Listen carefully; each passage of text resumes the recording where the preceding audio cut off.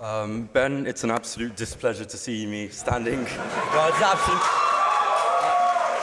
I will get to my question, however. Thank you for coming anyway. My displeasure. Now, I'll repeat the question that I sought to ask you. You have recently been discussing a lot about the history of the occupation of Palestine. I will call it that. I know you will oppose that, but I will call it that. The occupation of Palestine. The whole thing, right? Just to be clear? The entirety of Palestine. Thank you. You may accuse me of genocide if you wish. That is not my position. Sure, and I will, but go ahead. Anyway, so the point about the occupation of Palestine, you have released multiple videos. You have essentially made yourself the cheerleader of Israel in a lot of sort of Western media spaces. So I watched some of your videos about the conflict, and I found a number of inaccuracies. First of all, you describe in 1920, you refer to Jordan as part of Palestine historically. That has never been the case. There has never been a state of Jordan. British Mandate Palestine, yes. That is still not the case. Jordan has never been part or considered part of Palestine. The only time that Jordan has been considered adjacent to Palestine is part of sort of biblical mythology where Transjordan was a reason. That's wildly inaccurate. The British Mandate had a mandate over all of Palestine, and then they separated off Transjordan and handed it to the Hashemite Kingdom of Jordan. You will get your chance to reply. Let me finish. Now, the second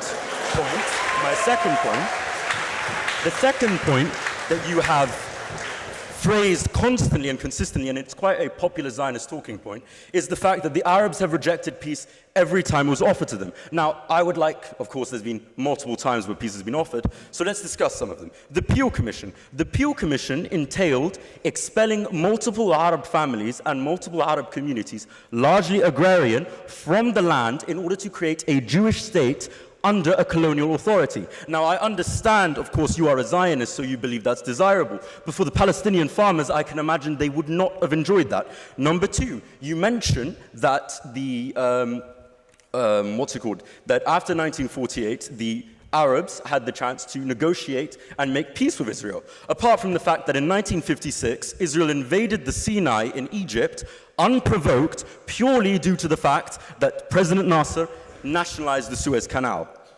Then you claim that the 1967 war was a war of extermination. But if you will read any trusted and respected historian over the 1967 war, and perhaps you may even decide to read some of the books of Moshe Dayan about the actual conflict, where he describes that Israel actually provoked the conflict and there was no chance of the extermination of Israel.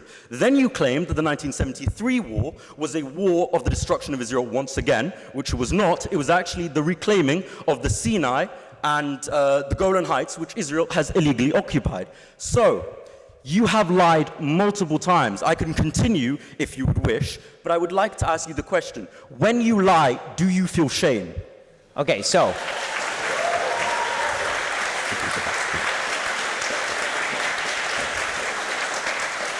In order for me to feel shame, I would have to be lying, as opposed to you just being wrong about all of these things, which you are.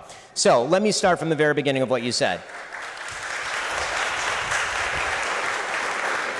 Let's try to go through the calendar. British Mandate Palestine was ruled by the British. They carved off Transjordan in 1920, and Transjordan was made into Transjordan with a Hashemite kingdom, which, by the way, is not domestic to the actual area of Jordan. So if you're talking about a colonial outpost, Jordan would be it, since the Hashemite kingdom has nothing to do with the actual Palestinian Arabs who are living in Transjordan. Talking about the Peel Commission. If the idea is that there would have to be a separation of populations in order to effectuate a two-state solution, which you deny, then I was right. Of course, there was a deal on the table. The Jews accepted it. The Arabs rejected it. So you did not actually undermine my case. In his diary, there should be no deal in the first place. In his diary states. Hold on. I listened to your whole bullshit history for like 5 minutes here, so at least let me respond to it.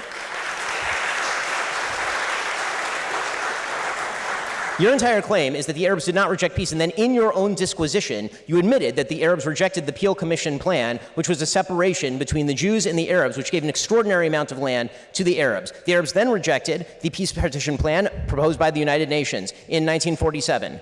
They then proceeded to reject the Oslo Accords in 93. After that, they rejected the Wye River Accords in 98. They rejected Ehud Barak's very generous offer in 2000. They rejected Olmert's very generous offer in 2008.